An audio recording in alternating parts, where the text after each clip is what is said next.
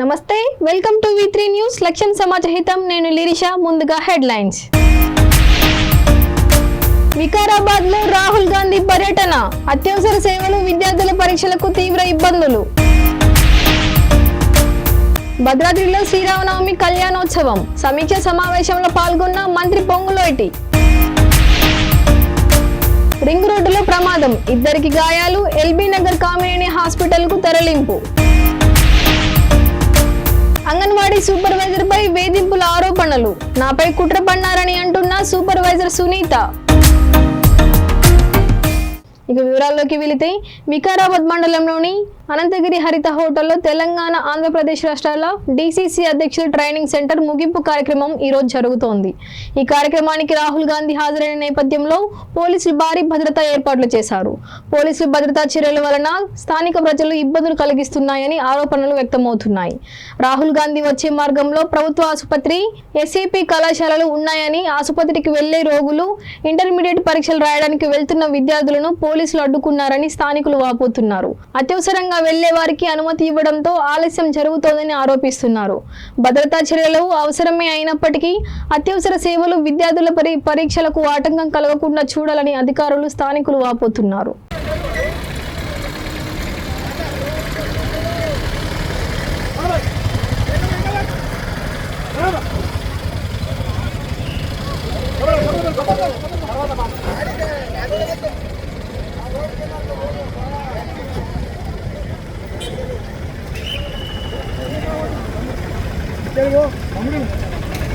ఏడుకోతున్నావే auto ఇట్లా పంపిస్తలేరా?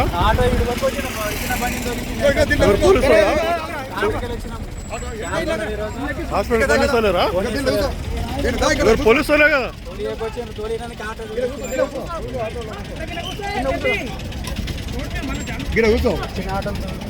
భద్రాచలం శ్రీ సీతారామచంద్రస్వామి దేవస్థానం నందు మార్చి 18వ తేదీ నుంచి ప్రారంభం కానున్న వసంతపక్ష తిరుకల్యాణ నవహార్ణిక మహోత్సవాలతో పాటు ఈ నెల 27వ తేదీన జరగనున్న శ్రీరామనవమి కళ్యాణం ఏర్పాట్లకు సంబంధించిన సమీక్ష సమావేశంలో భద్రాచలం సబ్ కలెక్టర్ కార్యాలయం నందు జిల్లాలో ఉన్నటువంటి వివిధ శాఖల అధికారులతో తెలంగాణ రాష్ట్ర రెవెన్యూ, గృహ నిర్మాణ శాఖల మంత్రి పొంగులేటి శ్రీనివాసరెడ్డి నిర్వహించారు. ఈ సమావేశంలో శ్రీ సీతారామచంద్రస్వామి కళ్యాణం మరియు పట్టాభిషేక మహోత్సవాల ఏర్పాటుపై అధికారులను అడిగి తెలుసుకున్నారు. సుదూర ప్రాంతాల నుండి వచ్చే భక్తులు ఎటువంటి ఇబ్బందులు తలెత్తకుండా ఏర్పాట్లు చేయాలని సూచించారు. సీతారాముల కళ్యాణానికి ముఖ్యమంత్రి వచ్చే అవకాశం ఉన్నందున ట్రాఫిక్ అంతరాయం కలగకుండా పోలీసులు జాగ్రత్తలు చేపట్టారని ఆయన అన్నారు. Hyderabad LB Nagar Sagar ring road వద్ద అర్ధరాత్రి రోడ్డు ప్రమాదం జరిగింది. వేగంగా వెళ్తున్న కారు ముందున్న DCM ను ఢీకొని పల్టీ కొడుతూ డివైడర్ ను ఢీకొట్టింది. దాంతో ఒక్కసారిగా కారులో మంటలు చెలరేగాయి. కారులో ఉన్న డ్రైవర్ సాయి కీర్తన్ కు మంటలు అంటుకొని తీవ్ర గాయాలు కావడంతో ఎల్బీ నగర్ కామినేని హాస్పిటల్ కు తరలించారు. DCM డ్రైవర్ కు స్వల్ప గాయాలయ్యాయి. మంటల దాటికి కారు పూర్తిగా దగ్ధమైంది.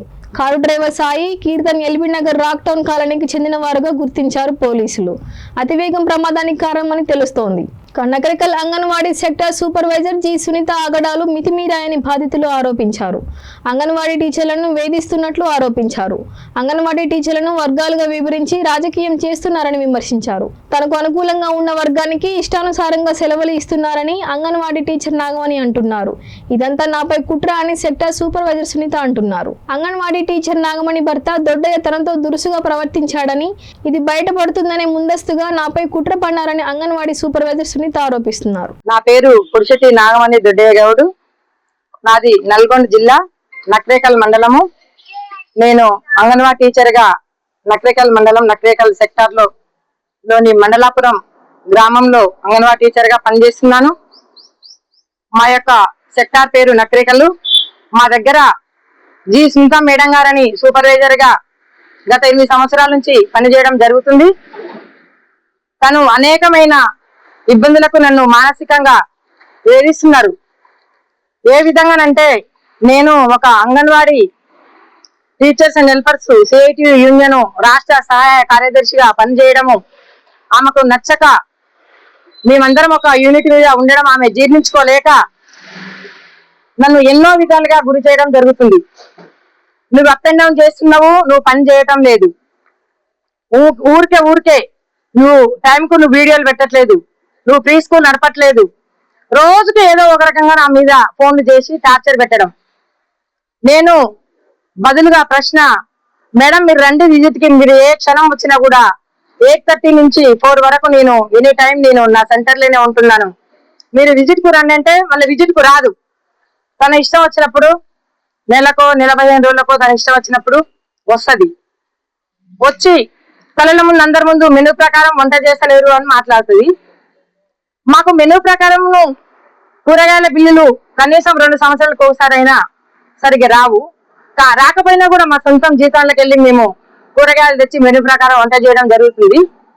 అదే విధంగా ఇక మాకు ఈ మధ్యన నిర్ణయించే గ్రూపులను చేసి ఆ గ్రూపులు వాయిస్ కాల్స్, వీడియో కాల్స్ పెట్టిగా టైం ఉండదు. రాత్రి 10 గంటలకు చేసినా గ్రూప్లకు రావాలి. రాకపోతుంటే మాకు టీచర్లకు ఫోన్లు చేసి, ఏందమ్మా ఫోన్ ఎత్తదు, అప్పుడే 9 గంటలకే నిద్రపోయిందా, 10 గంటలే అవుతుంది అప్పుడే నిద్రపోయిందా, ఇంకా టైం ఉండదు. లేవగానే 7 to 8 లోపే మేమే స్కూల్ కు పోవాలనే ప్రదేశాన్ని టెన్షన్ లో తయారైతుంటాము.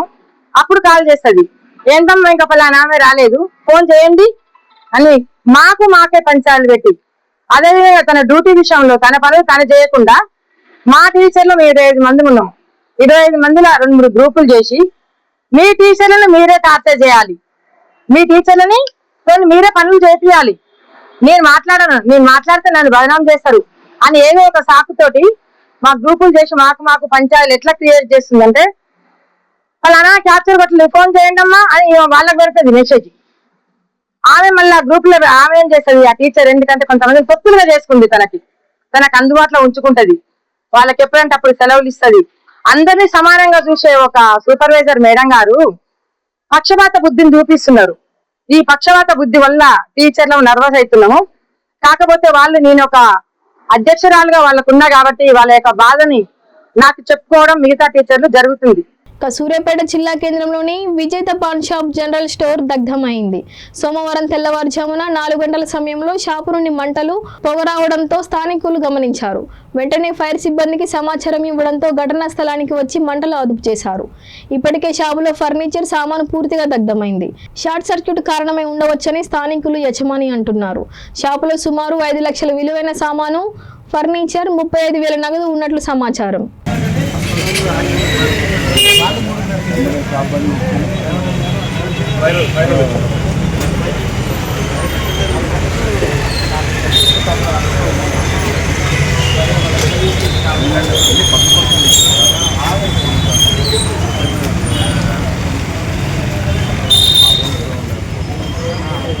షార్ట్ సైడ్ పోలే